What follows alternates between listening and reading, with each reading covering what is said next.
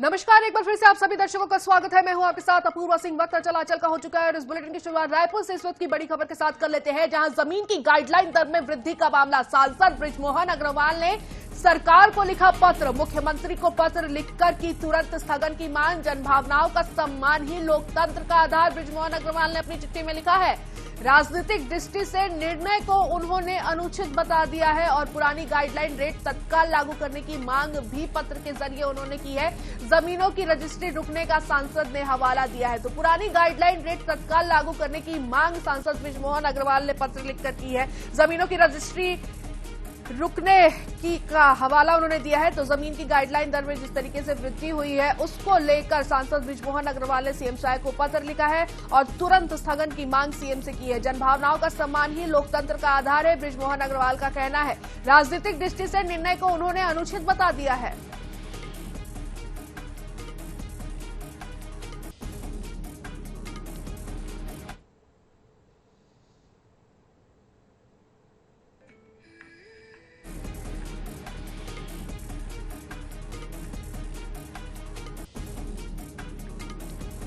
तो मुख्यमंत्री को पत्र लिखकर तुरंत स्थगन की मांग बृजमोहन अग्रवाल ने की है। जनभावना का सम्मान ही लोकतंत्र का आधार है, बृजमोहन अग्रवाल ने अपनी चिट्ठी में लिखा है। राजनीतिक दृष्टि से उन्होंने इस निर्णय को गलत ठहरा दिया है। पुरानी गाइडलाइन रेट तत्काल लागू करने की उन्होंने मांग भी की है।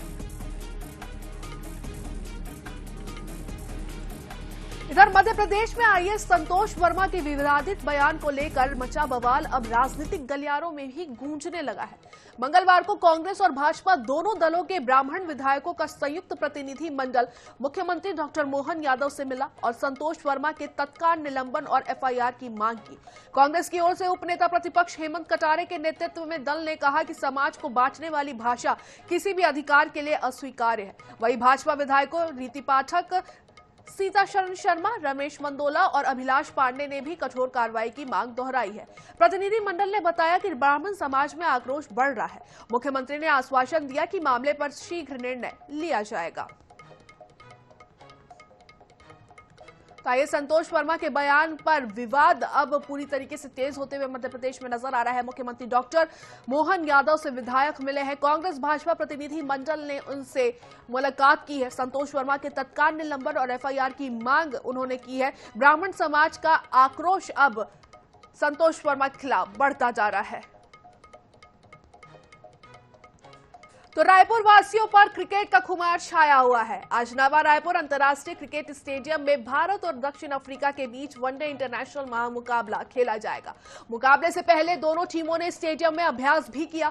दर्शकों को एक रोमांचक मुकाबले की उम्मीद है। शहीद वीर नारायण सिंह इंटरनेशनल स्टेडियम में लगभग 3 सालों से कोई ओडीआई मैच नहीं खेला गया है। यहाँ आखिरी ओडीआई मुकाबला 21 जनवरी 2023 को खेला गया था, जिसमें भारत की टक्कर न्यूजीलैंड से हुई थी। तब टीम इंडिया की कप्तानी रोहित शर्मा के हाथों में थी। उस मैच में रोहित शर्मा के शानदार अर्धशतक की मदद से भारत ने न्यूजीलैंड को 8 विकेट से हराया था। अब भारतीय टीम केएल राहुल की कप्तानी में साउथ अफ्रीकी टीम से लोहा लेती नजर आएगी। Shaheed Veer Narayan Singh international cricket stadium की दर्शक क्षमता 65,000 है। सिटिंग कैपेसिटी के हिसाब से यह भारत का तीसरा सबसे बड़ा क्रिकेट स्टेडियम है। ऐसे में यहां भारी तादाद में फैंस के पहुंचने की उम्मीद जताई जा रही है। दर्शकों की सुविधा और खिलाड़ियों की सुरक्षा को ध्यान में रखते हुए यातायात पुलिस ने ट्रैफिक प्लान जारी किया है। दूसरे जिलों से आने वाले दर्शकों के लिए अलग अलग रूट निर्धारित किए गए हैं ताकि भीड़भाड़ और जाम की स्थिति ना बने।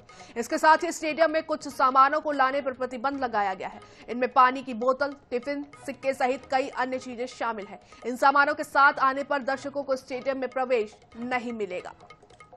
तो रायपुर में क्रिकेट का रोमांच है। आज आपको बता दें कि इंडिया वर्सेस साउथ अफ्रीका का मुकाबला नवा रायपुर स्थित शहीद वीर नारायण सिंह इंटरनेशनल स्टेडियम में खेला जाना है, जिसको लेकर फैंस में काफी ज्यादा उत्साह है। प्लेयर्स को देखने फैंस की भीड़ उमड़ रही है। मैच से पहले फैंस का जोश पूरी तरीके से हाई नजर आ रहा है। सिर्फ छत्तीसगढ़ ही नहीं है, आपको बता दें कि अन्य राज्यों से भी क्रिकेट प्रेमी और फैंस जो है वो इस वक्त राजधानी रायपुर पहुंचे हुए हैं इस मैच को देखने के लिए, मैच का लुत्फ उठाने के लिए और अपने पसंदीदा खिलाड़ी को फील्ड पर परफॉर्मेंस देते देखने के लिए। आपको बता दें कि अलग अलग राज्यों से भी लोग इस वक्त छत्तीसगढ़ की राजधानी रायपुर में मौजूद है और आज नवा रायपुर के शहीद वीर नारायण सिंह इंटरनेशनल स्टेडियम में ये मुकाबला होने वाला है। तो रायपुर में क्रिकेट का रोमांच पूर्ण जोर पर है। भारत और दक्षिण अफ्रीका के बीच वनडे का मैच आज खेलने वाला है। आज भारत और दक्षिण अफ्रीका का आमना सामना है, मुकाबला है। प्लेयर्स को देखने के लिए फैंस की भीड़ उमड़ी पड़ी है।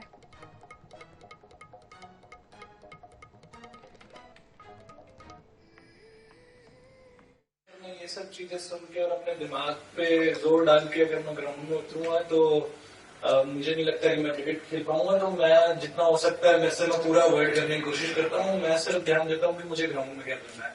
मुझे इन सब चीजों से कोई फर्क नहीं पड़ता कि बाहर क्या बातें हो रही है, मेरे बारे में कोई क्या बोल रहा है। मुझे जो ग्राउंड पे करना है, मुझे सिर्फ अपनी उस मेहनत पे फोकस है और कि मैं ग्राउंड में क्या करने वाला हूँ। सर आपको भी पता, बॉलर्स को इतनी ज्यादा हेल्प तो रहती नहीं है आजकल के क्रिकेट में। तो ये जो एक रूल है ये बहुत हेल्पफुल है हमारे लिए, क्योंकि वो एक थोड़ी पुरानी बॉल लेने का हमेशा दिमाग में रहता है कि 34 के बाद हम कौन सा बॉल थोड़ा ज्यादा पुराना है उस पर ध्यान दें। तो बस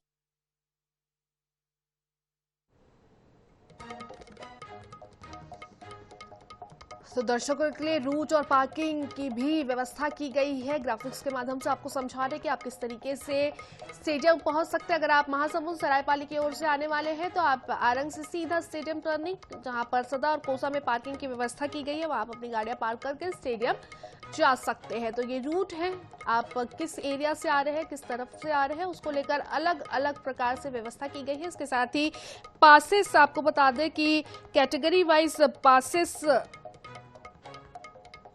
आवंटित किए गए थे, उसी हिसाब से पार्किंग की व्यवस्था भी की गई है। तो पार्किंग की व्यवस्था की बात अगर हम करें तो ए से लेकर जी तक जिस तरीके से पासों का बंटवारा हुआ है, उसी तरीके से वाहनों को स्टेडियम पार्किंग में भी ए से लेकर जी तक की पार्किंग में सुविधा मिलेगी।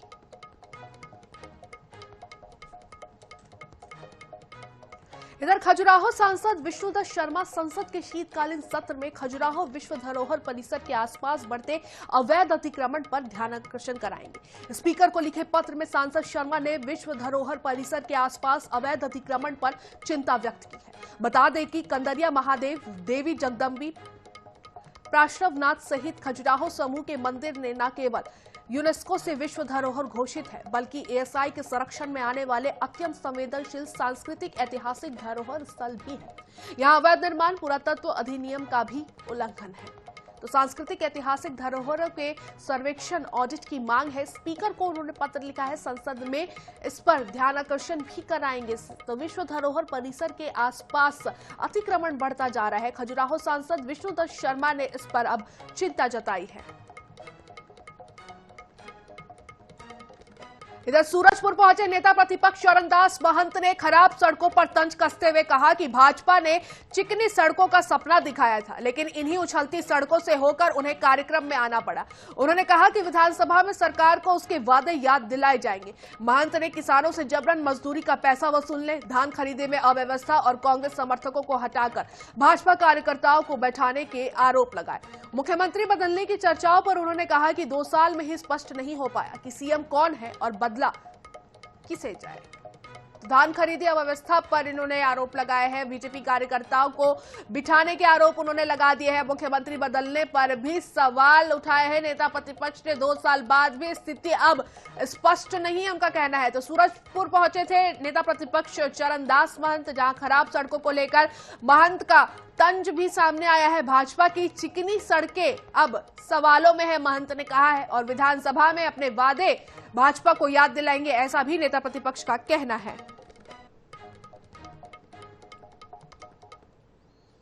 जैसा कि आप लोगों को सपना दिखाया गया था, भारतीय जनता पार्टी की सरकार आई तो चिकनी चिकनी रोड बन जाएगी। तो उसी चिकनी रोड में हम लोग उछलते हुए आए हैं और हम लोग याद दिलाएंगे अभी विधानसभा में कि आप लोग रोड बनाने में भी जब वायदा खिलाफी करते हैं तो लोगों को, बेरोजगारों को, किसानों को जितना आपने वादा किया है, एक भी जगह पूरा हुआ है क्या?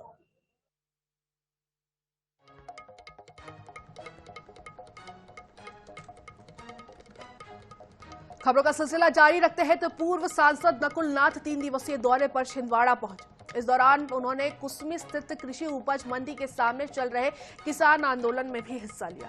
उन्होंने कहा कि किसानों को मक्के का समर्थन मूल्य नहीं मिल रहा है। भाजपा की सरकार किसानों के साथ छलावा कर रही है, नकुलनाथ का कहना है। उन्होंने भाजपा पर हमला करते हुए कहा कि कांग्रेस के कार्यकाल में 6,000 रुपए में सोयाबीन बिकता था और 60 रुपए लीटर सोयाबीन का तेल मिलता था। वहीं आज भाजपा सरकार में 4,000 रुपयों में सोयाबीन बिकता है और 180 रुपए लीटर सोयाबीन का तेल बिक रहा है। किसानों को 1200 से 1400 रुपए मक्के के दाम मिल रहे हैं। मैं सरकार को चेतावनी देना चाहता हूं कि किसानों को मक्के का दाम 2500 नहीं मिला और 200 बोनस नहीं मिला तो प्रदेश सरकार के खिलाफ सड़क पर उतरूंगा।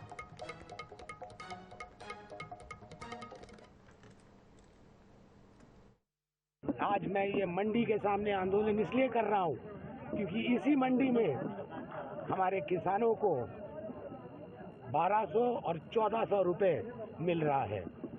जो बोली 2400 में शुरू होनी थी वो 1200 और 1400 से शुरू हो रही है।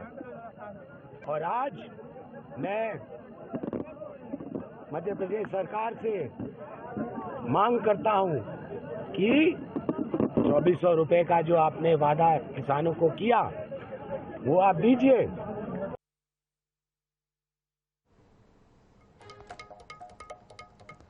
तो अगली खबर पश्चिम बंगाल के टीएमसी विधायक हुमायूं कबीर के दिए विवादित बयान, जिसने बड़ा राजनीतिक तूफान खड़ा कर दिया है।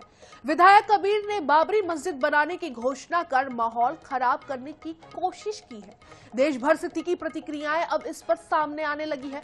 अब उज्जैन के अखाड़ा परिषद और संत समुदाय ने भी कड़ा प्रतिरोध दर्ज किया है।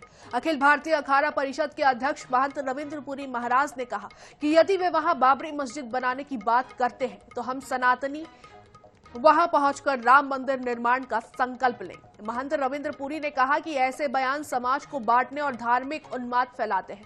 संत समाज ने इसे जनभावनाओं से खिलवाड़ करने वाला बताया और ऐसे बयानों से बचने की नसीहत भी दी।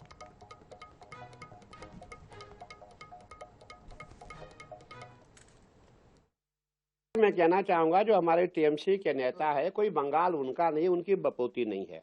बंगाल हम सबका है और अगर वो बाबरी मस्जिद की नींव रखेंगे, हम भी वहां राम मंदिर की नींव रखेंगे और ईंट का जवाब पत्थर से दिया जाएगा। तो आपने देखा होगा टीएमसी हमेशा जो है वोट बैंक की राजनीति करती है और हमेशा हिंदू मुस्लिम को डिवाइड करती है। उनका मकसद है कि हम कैसे कामयाब हो जाएं, हम कैसे चुनाव जीतें और हम इनको जितना सीरियस नहीं लेते। अभी इस समय भारतीय जनता पार्टी का पूरा वहाँ प्रचार प्रसार हो रहा है। देखिए, हम साधु संत पार्टी की बात नहीं करते। समस्या हमारी है कि जो पार्टी भगवान पे काम करती है, सनातन पे काम करती है, तो हमें उनका साथ देना पड़ता है। क्योंकि अब आप देखो कि अब बाबरी मस्जिद वहां बनाएंगे और जितने भी हिंदू है, पूरे हमारे भारत के हिंदू, सभी हिंदू वहां पहुंचेंगे और हम वहां राम मंदिर बनाएंगे।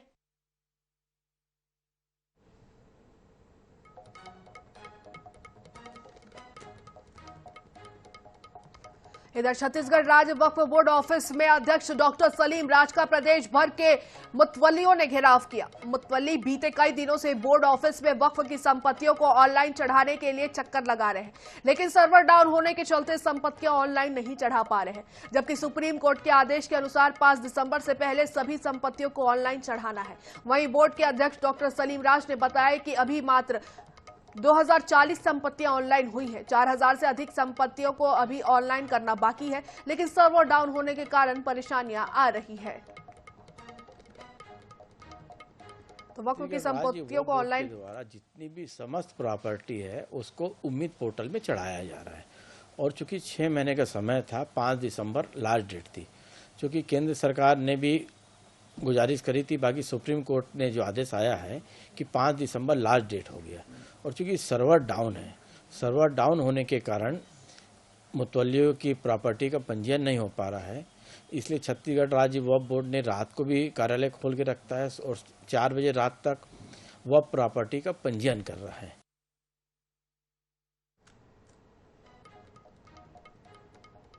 और इसी बीच भिंड से खबर सामने आते हुए जहां अपराधियों के हौसले बुलंद है, मेहगांव जेल के बाहर फायरिंग की गई है।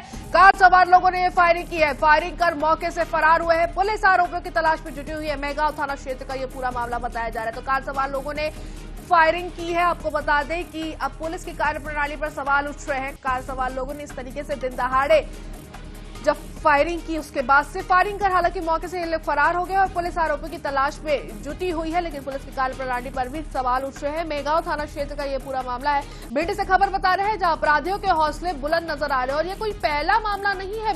भिंड से ऐसी खबरें लगातार आती रहती है, लेकिन चिंता की बात यह है कि पुलिस इन अपराधियों पर लगाम लगाने में कहीं ना कहीं नाकाम नजर आ रही है। तो फायरिंग कर मौके से फरार हो गए हैं। फायरिंग से जुड़ी हुई आए दिन कोई ना कोई वारदात भिंड से निकलकर आती है अलग अलग क्षेत्रों से, और उसी कड़ी में मेहगांव थाना क्षेत्र से भी एक मामला निकलकर सामने आया है, जहां आपको बता दें कि दिन दहाड़े मेहगांव जेल के बाहर आरोपियों ने फायरिंग की है।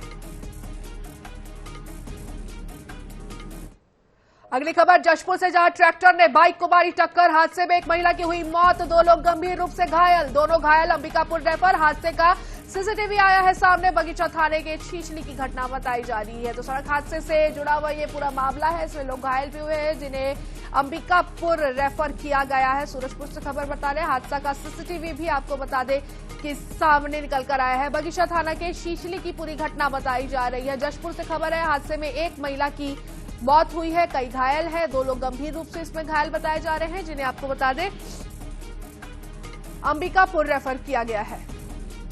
तो हादसे का सीसीटीवी फुटेज भी सामने आया है, तो इस वक्त आपकी स्क्रीन पर है। बगीचा थाना के छीछली की पूरी ये घटना है। और चलिए इंदौर से एक बड़ी खबर से आपको रुक करा लेते हैं, जहां की क्राइम ब्रांच पुलिस ने अवैध मादक पदार्थों की तस्करी करने वाले 3 शातिर आरोपियों को गिरफ्तार किया है। 2 अलग अलग कार्रवाइयों में पुलिस ने 30 ग्राम प्रतिबंधित ड्रग्स, ब्राउन शुगर और एमडी जब्त की है, जिसकी अंतर्राष्ट्रीय बाजार में अनुमानित कीमत 4 करोड़ 60 लाख रुपए से ज्यादा है। पहले मामले में पुलिस ने सूचना पर आरोपी रोहित प्रताप को घेराबंदी कर 15 ग्राम ब्राउन शुगर के साथ पकड़ा। दूसरी कार्रवाई में रतलाम जावरा की तरफ से स्विफ्ट कार में आ रहे 2 आरोपी भय्यू उर्फ असलम और अनस अली को पकड़ा गया। तलाशी के दौरान उनके कब्जे से 15 ग्राम एमडी ड्रग्स मिले। पुलिस सभी आरोपियों से गहन पूछताछ कर रही है कि वे ये ड्रग्स कहां से लाते थे और शहर में उनका नेटवर्क कहां तक फैला हुआ है।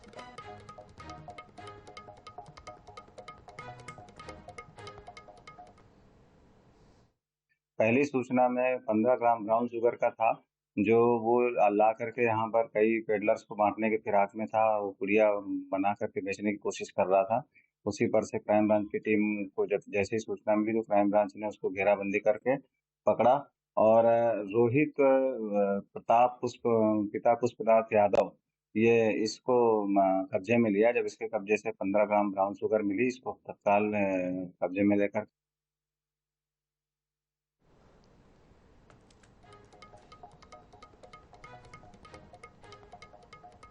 अगली खबर में इंदौर से ही, जहां बीआरटीएस कॉरिडोर को नगर निगम ने मजाक बना दिया है। हाईकोर्ट ने कलेक्टर और निगम आयुक्त को जमकर फटकार भी लगाई है। हाईकोर्ट ने सुनवाई के दौरान कहा कि किसी का मकान दुकान तोड़ना हो तो नगर निगम को पूरा अमला पहुंच जाता है और तब तक कोई तकनीकी समस्या नहीं आती, मगर बीआरटीएस की रेलिंग तोड़ने और दूसरे निर्माण हटाने में लगातार तकनीकी बहाने बनाए जा रहे हैं। पिछले सुनवाई में भी हाईकोर्ट की डबल बेंच ने नाराजगी जाहिर करते हुए कलेक्टर और निगम आयुक्त को तलब किया था। जस्टिस विजय कुमार शुक्ला और जस्टिस विनोद कुमार द्विवेदी की युगल पीठ के सामने कलेक्टर और निगम आयुक्त पेश हुए। हाईकोर्ट ने धीमी गति पर नाराजगी जाहिर की, जिसके बाद निगम आयुक्त ने 15 दिन का समय मांगा। इस पर हाईकोर्ट ने कहा कि 15 दिनों के भीतर पूरा बीआरटीएस तोड़कर रिपोर्ट पेश की जाए। तो बीआरटीएस तोड़ने में सुस्ती पर नाराजगी जताई है हाईकोर्ट ने। हाईकोर्ट की डबल बेंच ने इस पर अब सख्ती दिखा दी है। कलेक्टर आयुक्त को फटकार भी हाईकोर्ट से मिली है। इधर दुर्ग के सिद्धार्थ नगर में सामाजिक बैठक के दौरान संजोग सूर्या और उसकी 5 महिला साथियों ने नुकीले हथियार और एसिड से हमला कर 3 लोगों को गंभीर रूप से घायल कर दिया। शिकायतकर्ता हरिशंकर मनहरे के अनुसार आरोपियों की लंबे समय से अनैतिक गतिविधियों की शिकायत मोहल्ले वासियों ने कई बार की थी। बैठक में उन्हें समझाने का प्रयास किया गया, लेकिन आरोपियों ने गाली गलौज और हिंसा शुरू कर दी। पुलिस ने संजोग सूर्या और सभी महिलाओं को गिरफ्तार कर पूछताछ शुरू कर दी है।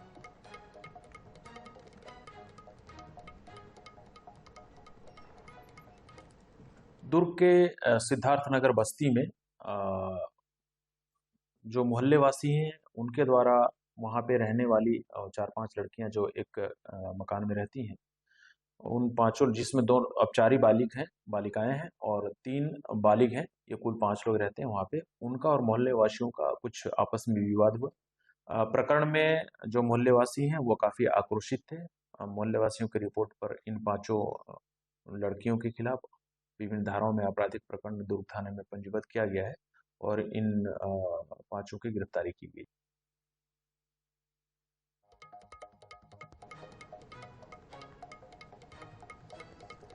तो संजोग सूर्या और उनके साथियों ने मिलकर हमला किया। समाज की बैठक में हिंसा फैली है। नुकीले हथियार और एसिड से यह हमला किया गया है। दुर्ग से खबर है 3 लोग इसमें गंभीर रूप से आपको बता दें कि घायल हुए हैं। मोहल्ले वासियों ने कई बार इसको लेकर चेतावनी भी दी है। पुलिस ने आरोपियों से पूछताछ हालांकि शुरू कर दी है।